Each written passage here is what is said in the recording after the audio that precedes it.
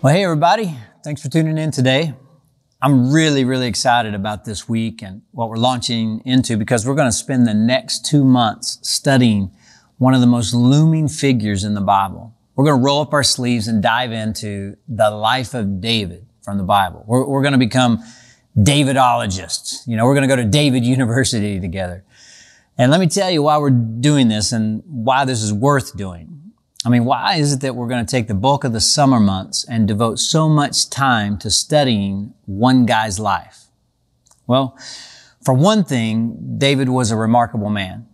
One scholar said if he had to name a single Renaissance man in human history, like somebody with extraordinary, capabilities on multiple fronts, David, he said, very possibly would be at the top of the list for all time and for all humanity. That's a lot of territory right there.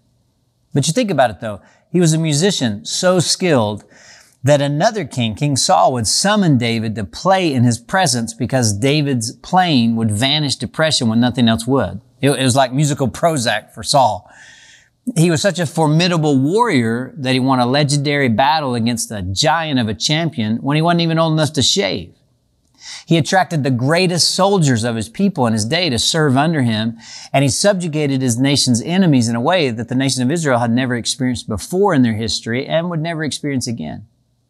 He was a fierce, courageous competitor. Like he'd take on a lion, he'd take on a bear, anything. He'd take them all on.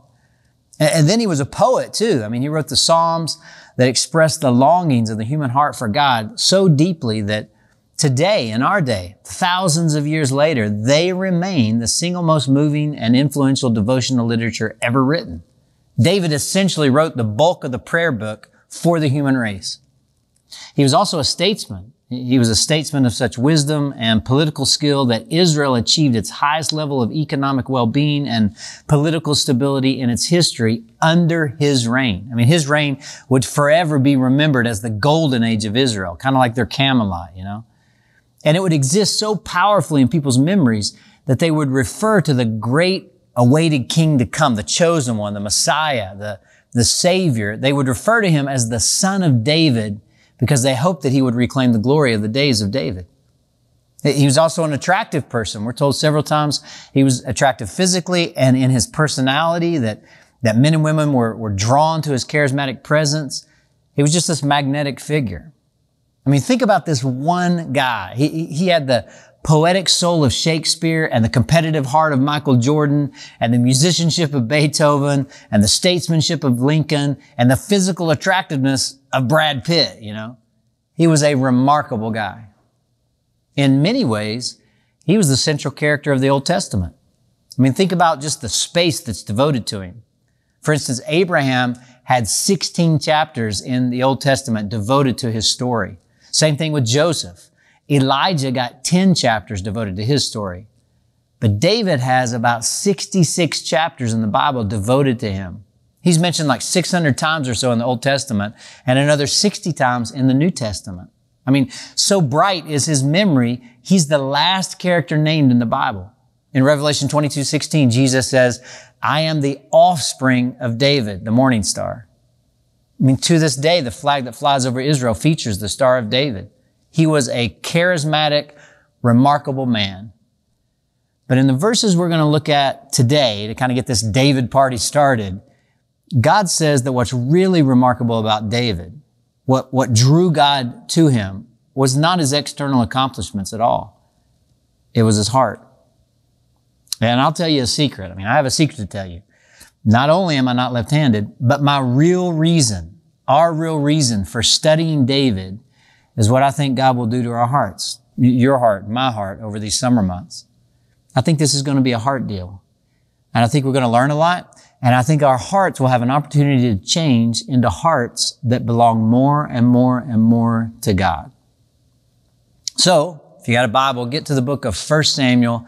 The 16th chapter of 1 Samuel is where we first meet David in the Bible. And at this point in time, Israel had been freed from slavery in Egypt. They had lived in the promised land under a series of judges like Joshua and Gideon and Samson. You've probably heard of Samson before. And the last judge that led Israel was named Samuel. But the people, they wanted a king. They looked around and they saw all the other nations had a king, and they wanted one too. Even though God said, listen, you don't need a king, you got me.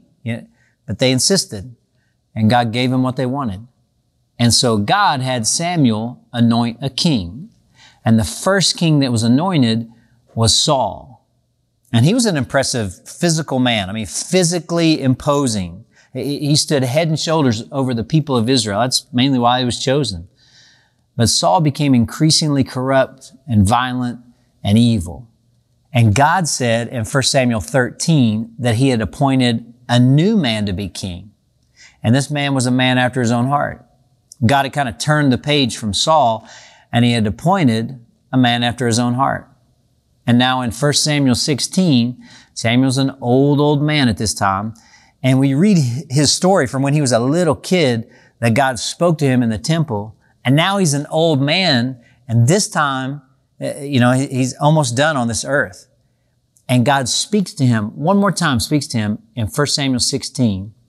And here's what we read. Check it out. The Lord said to Samuel, how long will you mourn for Saul, since I have rejected him as king over Israel? Fill your horn with oil and be on your way. I'm sending you to Jesse of Bethlehem. I've chosen one of his sons to be king. But Samuel said, how can I go? I mean, Saul will hear about it and kill me. The Lord said, take a heifer with you and say, I've come to sacrifice to the Lord. Invite Jesse to the sacrifice and I'll show you what to do. You are to anoint for me the one I indicate. So Samuel did what the Lord said. When he arrived at Bethlehem, the elders of the town trembled when they met him. They asked, do you come in peace? Samuel replied, yes, in peace. I have come to sacrifice to the Lord. So consecrate yourselves and come to the sacrifice with me. And then he consecrated Jesse and his sons and invited them to the sacrifice. When they arrived, Samuel saw Eliab and thought, surely the Lord's anointed stands here before the Lord. But the Lord said to Samuel, do not consider his appearance or his height, for I have rejected him. The Lord does not look at the things humans look at. Human beings look at the outward appearance, but the Lord looks at the heart. Then Jesse called Abinadab and made him pass in front of Samuel. But Samuel said, the Lord has not chosen this one either. Jesse then had Shammah pass by, but Samuel said, nor has the Lord chosen this one. Jesse had 7 of his sons pass before Samuel, but Samuel said to him, the Lord has not chosen these. So he asked Jesse, are these all the sons you have? They're still the youngest, Jesse answered, but he's tending the sheep. Samuel said, send for him. We will not sit down until he arrives. So he sent and had him brought in. He was ruddy with a fine appearance and handsome features. Then the Lord said, rise and anoint him. He is the one. So Samuel took the horn of oil and anointed him in the presence of his brothers. And from that day on, the Spirit of the Lord came upon David in power. And Samuel went to Ramah. All right. So here's what happens. God tells Samuel, Samuel, I want you to go and I want you to anoint a new king. And Samuel says, but God, we've already got a king. And if Saul hears that I'm going to anoint a new king, he's going to go nuts. And more than that, God, the road that leads from where I am in Ramah to where David lives in Bethlehem, it goes right through Gibeah where Saul's home is. I got to go right through the hornet's nest to do what you're asking me to do. And God said, I don't need a geography lesson. Just trust me. And so Samuel goes to this little obscure village of Bethlehem there. And you may have noticed there that the Bible says in verse 4 that the elders of the town trembled when Samuel was coming. Like Samuel wasn't known for his small talk. And they wondered, whoa, what's going on? Somebody must have messed up. They must be in serious trouble. That's why Samuel's here. That's what they think. And so they trembled. They were scared. And Samuel says, relax, man. It's okay. God's going to give a great honor to this town because the leader of God's people is going to come from Bethlehem. So Samuel invites the elders and Jesse's family to this event. And you could imagine that his arrival would create quite a stir throughout this, obscure little village of Bethlehem. And Jesse, of course, is so proud he can hardly stand it. And we got to picture this scene that we just read about. Jesse introduces his first son, his heir. And he's always known his first kid was destined for greatness. Like he was class president. He was a quarterback of the football team. He graduated first in his class, got into an Ivy League school, became an outstanding young CEO. So this first kid, he pulls up in a Tesla and he has a commanding presence. He walks into a room and he just dominates it. And Jesse says, "This is my son Eliab." Eliab is Hebrew for "you're the man." Not really, I just made that up, but here's his impressive oldest son Eliab, and Jesse says, "Yes, he's the man." And all the elders nod their heads and say, "Yes, he's the man." And Samuel looks at him and says, "Yep, he's the man, all right." But God says, "He's not the man." So Samuel passes that word on, and then Jesse has son number 2, Abinadab, and he's not the man either. And then son number 3, Shammah, he's not the man. And he goes through all 7 sons, and they don't all get named, but they all, one by one, are paraded before Samuel, and nobody is the man. And Samuel's wondering, "God, why in the world did you have me come into the middle of nowhere to reject 7 sons?" So he turns to Jesse and he says to Jesse, "Are these the only sons you have?" Which seems like a silly question, you know. I mean, Jesse should be aware of how many sons he has. You know, "Are these the only sons you have?" And Jesse says, almost as an afterthought, he says, "Well, they're still the youngest, you know." And at this point, we still don't even get a name. We just get, you know, Jesse saying, "Well, you know, what's his face? The youngest son. You know, what's his name? The youngest?" They're still the youngest, Jesse says. Now, we need to understand that in the language that this was written in the Hebrew language, the term "the youngest," it meant not merely the youngest born, the last born. It also meant the lowest in rank. There's a real big significance in that day to the whole birth order thing. Now, there's some of that in our day, too. I mean, I don't know how many of you were not the firstborn in your family, but you may have noticed before that the firstborn can sometimes have certain advantages, like in the photo album category, for instance. Did you ever notice this? So, like Jesse's photo album was something like this. He'd say, "Here are the pictures of our firstborn, Eliab. Here's Eliab being born. Here's Eliab when he's 1 hour old. Here's a picture of Eliab on his 2nd day. Here's Eliab when we were taking him home from the hospital. Here's Eliab at 2 weeks. Here's Eliab at 1 month old. Here's Eliab at 2 months old. Here's Eliab taking his first steps. Here's Eliab saying his first words. Here's Eliab, you know, in his big boy bed. Here's Eliab taking swim lessons. Here's Eliab learning how to ride a bike, you know, all the way down. Every moment of Eliab's life is recorded because he's the firstborn. And then there's number 2, like Abinadab. Here's Abinadab being born. Here's Abinadab going to preschool. Here's Abinadab on his first day of kindergarten. Here's Abinadab in middle school, you know, and on and on. And then there's son number 3, you know. Here's Shammah being born. Here's Shammah going to 1st grade. Here's Shammah graduated from high school. You know, you get down to the last photo album and you open it up and they say, "Well, here's David being born." I mean, is that David? Yeah, I'm pretty sure that's David. We got to get more pictures of David. You know, that's the only one they got. I'm actually the youngest of 3 sons, not 8, but 3. And there was no photo album of me. There was a photo album for my oldest brother, Tim. He got one. And my other brother, Jamie, the middle child, he got one. I didn't get one, the youngest. But actually, in a moment of sweet redemption, though, my oldest brother, Tim's photo album, there was a place for you to write mother's first words and father's first words, like when they first laid eyes on their firstborn. And a few days after my brother Tim was born, my mom was filling that book out. And so she turned to my dad and said, "What were your first words when you saw Tim?" And my dad said, and I'm not making this up, he said, "That's the ugliest baby I've ever seen," which is great enough. But then my dad said to my mom, "What were your first words?" And my mom said, "He looks just like his father." It's a little sweet redemption right there. Anyway, Jesse says, there's still the youngest, but he's out with the sheep. You know, I'd show you a picture, but we don't have any of him. But he's not the man, Samuel. And Samuel says, "Go send for him anyway, and we'll wait." Now, you imagine what that was like. I mean, that had to take considerable time to track this kid down out with the sheep somewhere. So Samuel says, "Hey, we're not going to sit down until he comes."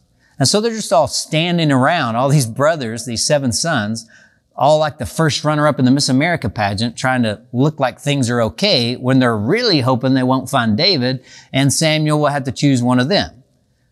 Eventually, though, they track down David. They use the Life app or the ancient version of Find My iPhone, and voila, David rolls in, still smelly and stinky from being in the fields with the sheep.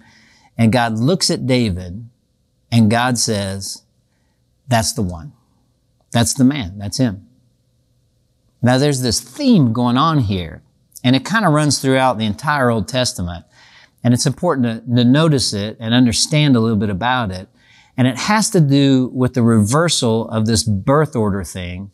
Because again, in those days, the birth order, it was a big, big deal. I mean, think about the thread that's followed in the Old Testament of the people of God. For instance, Ishmael is born first, but God chooses Isaac. Esau comes first, but God has the line go through Jacob. 10 brothers are born first, but God chooses Joseph. And here in 1 Samuel 16, 7 other boys are born first. But David, the youngest, well, he's the one who becomes king. Now, what's God saying? What's God trying to tell us?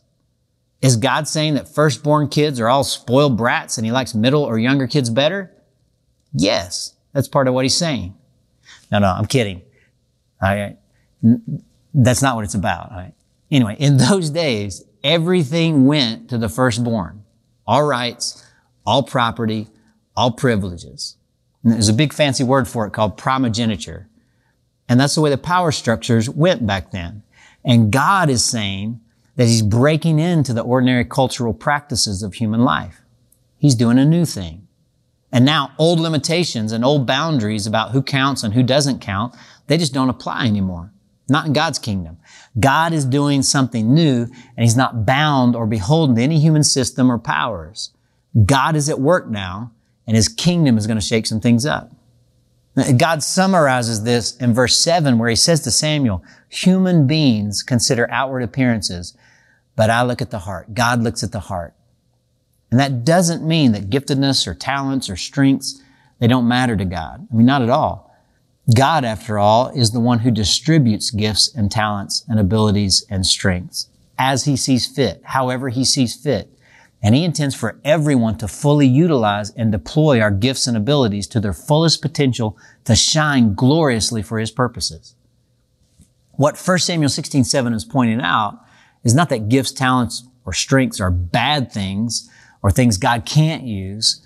What it points out is that the human race inevitably tends to obsess over external appearances. I mean, we just tend to think that charm and attractiveness and ability that leads to outward accomplishments is the main thing that matters. So if I have those things in obvious, visible ways, then I'm blessed. That's what we think. And if I don't have them in obvious, visible ways, then I'm insignificant or I don't matter. And we just forget about the heart. We forget about the heart. And what God says over and over and over again, and what God is saying to some of us right now, is that in his kingdom, everybody matters, even the youngest son. In God's kingdom, everybody counts. In God's kingdom, everybody has something to offer. In God's kingdom, everybody's contribution matters, the lastborn as well as the firstborn. So if you take the best gifts you have, whatever they are, and if you take a heart full of devotion and you lay those gifts and you lay that heart at God's feet, then oh my goodness, look out, because that's when things get cooking. That's kingdom dynamite. God said to Samuel, the Lord has sought out a man after his own heart. And that's what he found in David. Now, a good question is, what makes David's heart so appealing to God? I mean, what is it about David's heart that makes it a heart after God's own heart?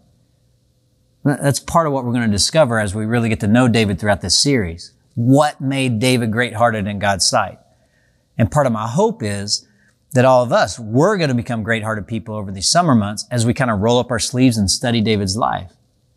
But let me give us just a couple things to chew on out the gate of this series as we consider this question of what made David's heart one that was after God's heart.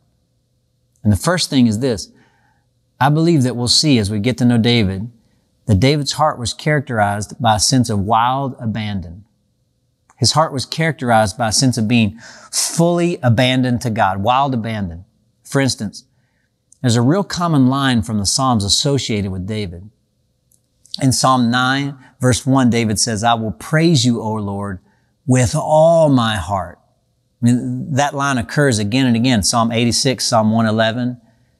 See, David had an unguarded passion and heart, and he just never held it back from God. He wasn't calculating and cautious with his heart. He was generous and free. There's this one episode where the Ark of the Covenant, which kind of represented God's presence and power for Israel, it was being brought back to Jerusalem. And that moment kind of symbolized or expressed the fact that God was present and reigning with his people. And when that happened, the Bible says, and you think about what this means, what this would look like.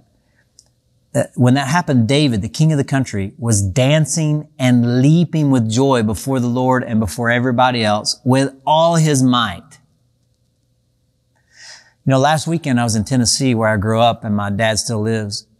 And I was there to see my dad a little bit and attend a wedding together with him. And this was actually the first wedding that my dad and I went together that neither he nor I were officiating the wedding.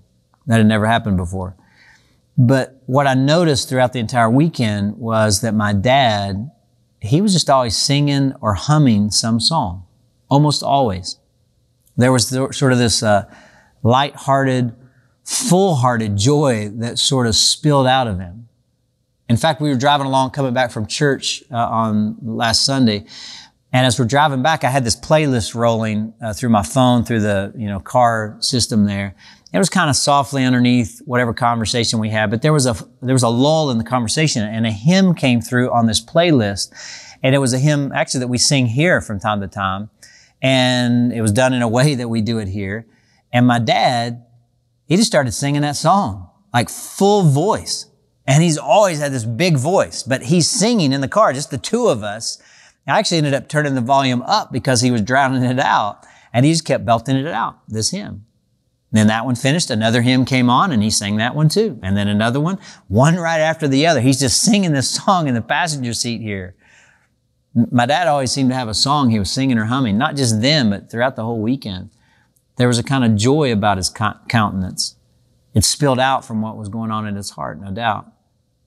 And as I was around all that, I mean, this is just, a simple little goofy thing here, but I thought, it must make God pretty happy. I thought it must make God incredibly happy to see any time that one of his children is so full of joy and life and gratitude that they just have a song in their heart and on their lips. And I just wonder, when was the last time that you were so full of gratitude to God that you just overflowed with joy and gratefulness and expressed it in a song? That you just had to express it with some measure of wild abandon, whatever wild abandon looks like for you, a heart that is on fire with the goodness of God. Well, that was David. He was so passionate about God and the goodness of God, and he celebrated God's presence and God's goodness. Even though his wife in that moment even thought he had embarrassed himself, made a fool of himself before the whole country. She tried to rein him in a bit. And David actually says to her, he says, listen, I'm going to celebrate before the Lord, even if it means I become even more undignified than I was before. I'll be humiliated, he says, in my own eyes and everyone else's eyes, but I'm going to celebrate God. I just love to see David give his heart to God in wild abandon. And we'll see this characteristic about him in several episodes as we study his life. One day in the midst of a peaceful time, he just broke out in prayer to God, and he said, here I am, I'm living in a house of cedar. I'm living in all this comfort, but God dwells in a tent in what was called the tabernacle, And so he says, I'm going to build you a house, God. But one day God's people are being challenged by a pagan giant, and everybody's intimidated and guarded. But David says, I'll fight Goliath for you, God. Because his heart, his passionate heart, was just given to God with reckless abandon. When God had something for him, David was all in. And I just want to have a heart like that. I don't want to go to my grave with a heart that's cold and calculating and protected and safe and really just hardened. I don't want that. And I don't think you do either. So I long to have a heart like that and to be part of a fellowship of hearts like that, a fellowship of passionate hearts. And part of my hope is that this summer, some of you you'll actually worship God with more passion than ever before in your life. Some of you will be moved to expressions of gratitude or to tears of joy or maybe sadness or conviction like you've never had before. My hope is that for some of you, you're going to show courage. You're going to see some enemy in this world or your world that's opposed to God in some way, and you'll say, I'll take that on. I'll sign up for this assignment. I'll try using my gifts. I'll try confronting that difficult thing. My prayer for us over these next couple of months is that we just develop hearts that are wildly abandoned to God. Now, another thing about David's heart, it was characterized by deep reflection. David's heart was characterized not just by wild abandon, but by deep reflection. For instance, this is a typical comment from David. It's also one of the Psalms attributed to him, Psalm 139, at the end of it when David says, "Search me, O God, and know my heart." And this is a rare combination when you think about just these couple of traits here, a passionate action on the one hand and deep reflection on the other.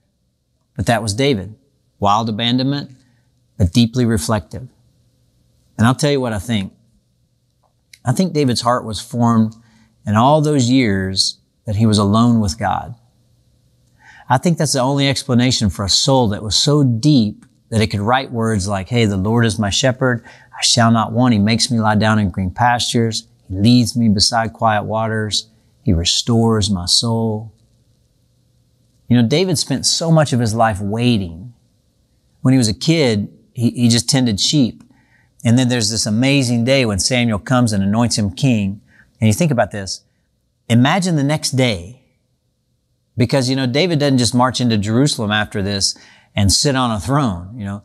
Saul is still there. Samuel has left. He's gone to Ramah. But what does David do the next day? He goes back to the sheep. Just imagine this happening to you. You've just been anointed king of Israel, and there's no one to tell about it except the sheep. "Hey, Sammy, Sally, Susie, Stanley, Stuart, all these sheep. I'm the king. Samuel said so. What do you think about that?" And all there are just blank stares, just a bunch of bleeding sheep, Not much excitement there. "Sure, you're the king, kid. Why are you doing out here with all of us, All those years, he was leading a flock of sheep through the wilderness. They weren't wasted years. He was learning to be alone with God. He was growing real deep. Then there were all those years he hid from Saul. He was on the run. He lived in caves. He ran from one spot to another. Those weren't wasted years either. He was growing real deep with God in solitude and quiet. God was shaping a great heart, a deep heart. And God wants to do that for you if you'll just give him a chance. Do you ever get tired of all the noise? You ever get just tired of the noise factor of the world that we live in? Because in part, that's responsible for a whole lot of superficiality. Richard Foster actually wrote that superficiality is the curse of our age. And maybe the primary reason for a lack of depth is the sheer volume of noise and information that we get bombarded with. This is what Henry Nouwen writes. He wrote, "Solitude molds self-righteous people into gentle, forgiving people who are so deeply convinced of their own great sinfulness and so fully aware of God's even greater mercy that their life itself becomes a ministry." And I want to tell you, gang, that's a hope of mine too for you and me. Now, my hope certainly is that we're involved in a lot of different kinds of ministries, like through our church, that like the ministry of CCC has a broad reach. Think of the pantry or our partners in the community that we support and help, or our international partners and helping to start churches and all the activity and fun that happens through our student ministry, or, things like Art Beat for C3 kids, summer kickoffs and food trucks and men's breakfasts and just all of that. The broad reach of the ministries of CCC. But an equal, if not more urgent hope and prayer for all of the different programs that we have is ultimately simply that your life itself becomes a ministry. I think that I can actually make a case that the years when David's heart was most vulnerable to sin was after he kind of reached the top and became king and had everything, because Then he no longer had to be alone with God. I want to have a heart that goes deep with and for God. You know, the first Psalm in the Bible, Psalm 1, there's this great image of a tree. The godly man, it says, the godly woman, is like a tree planted by rivers of water, which yields its fruit in season and whose leaf does not wither. It's where your roots go so deep into the nourishment of God's presence in your life, and your connection with Him is so strong that you just flourish. Your life becomes a ministry. And part of what this means is that you and I will have to really guard regular, unhurried times alone with God. We'll have to prioritize it and protect that. We'll have to arrange for it. Think of how we would be different if everybody in our church had what David did. Time to be shepherded by God through His Word. David had a heart that was characterized by wild abandon, and I want a heart like that. And he had a heart that was characterized by real deep reflection, and I want a heart like that. But I think one other thing that cries out about David's heart, it's maybe what I want most of all, because David's heart was characterized right down to the core by stubborn love. The most amazing stubborn love. In Psalm 78, verse 72, it says about David that he shepherded the people. He shepherded them with integrity of heart. And the idea here is that it was an undivided heart. It was the opposite of fickle. You know, he loved people with the loyal heart of a shepherd who just keeps loving the sheep, even when the sheep are obstinate, even when the sheep are difficult. I mean, think about some of the people in David's life. There's old Saul, once a promising young king himself, and then just increasingly corrupt and tormented by pathological jealousy of David. I mean, Saul, who's tormented by this jealousy of David, constantly deceiving David, several times trying to kill David. And what's most amazing is how, through it all, David kept loving Saul. I mean, twice David could have killed Saul, and he probably would have been justified, but he refused to do it. And he expressed his loyalty back to Saul. And when Saul finally did die, David wrote one of the most beautiful poems ever written to lament for him. How the mighty have fallen, he says. Some of you may have heard that line before, and that's where it comes from. It comes from the Bible. It comes from David. How the mighty have fallen in battle. O daughters of Israel, weep for Saul. I mean, how could David find tears for a man like that? I mean, he knew all about Saul's faults, better than anybody. And he knew about Saul's possibilities, and he loved him to the end. I mean, then there's Jonathan. Jonathan was Saul's son, and Jonathan would have been his main rival for the throne. I mean, one would expect that they would be at each other's throats. I mean, they were kind of set up for that. But they had one of the greatest friendships in history. And when they had to be separated, the Bible says they wept together. But David wept the most. And many, many years later, when Saul and Jonathan had both been gone for a while, David said, listen, is there anyone left in the house of Saul to whom I could show kindness for Jonathan's sake? And the people brought before him a son of Jonathan, a kid named Mephibosheth, who was crippled in both feet. And Mephibosheth, when they brought him before the king, he was scared to death. You know, he bowed before David, expecting the worst, because he kind of could have been seen as a rival and had his own claim to the throne. And so he was expecting to be exiled or more likely killed. And David looks at this powerless, disabled kid, and David says, don't be afraid, Mephibosheth. I just want to love you. I just want to bless you. I want to give you back all the land that belonged to your grandfather.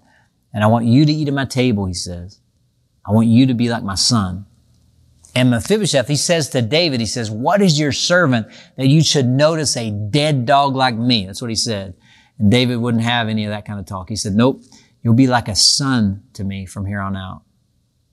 I mean, then there's his own son, Absalom, a renegade rebel. Absalom tried to overthrow his own father and take the throne. And in the end, Absalom was defeated and he was killed in battle. And David got word that his forces had been victorious and his throne was secure and he would live and he would reign.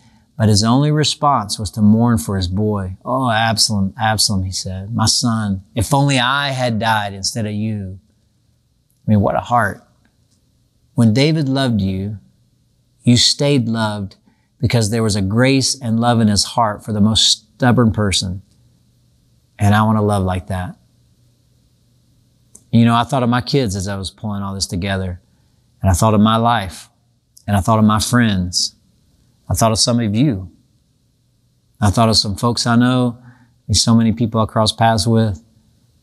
And if I could get to the end of my life and have them say about me that he loved with a stubborn love, you know, and he had grace and love in his heart for even real difficult people.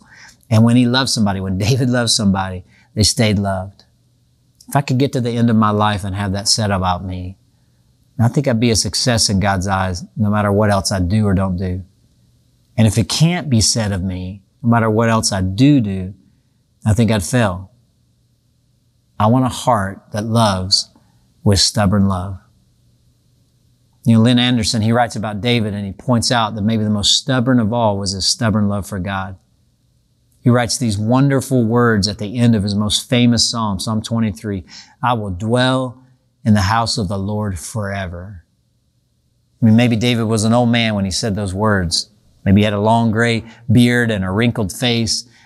Maybe he remembered when he was young and handsome and that strange old man, Samuel, poured oil over him and said those mysterious words that started it all. Maybe he remembered how on that day, so long ago, the Spirit of the Lord came upon him. Maybe he remembered how he decided when he was a young man, you know, the way that young men do, that when he was king, things would be different. He'd get things right. And sometimes he did, and sometimes he didn't. A lot of times he didn't. A lot of times he got a lot of stuff wrong. But he loved God with his stubborn love, and something inside of him said, I will dwell in the house of the Lord forever. I will be with the Lord forever. He just had this stubborn love, and most stubborn of all was his love for God. And as I was thinking, you know, I thought about David. What if God were to say that to us? What if God were to say, this is a people after my own heart. They followed me with reckless abandon and they worshiped me from the depths of their heart and they loved me with a stubborn love. What if God were to say that to all of us? Well, that'd be the best. That'd be the best of all.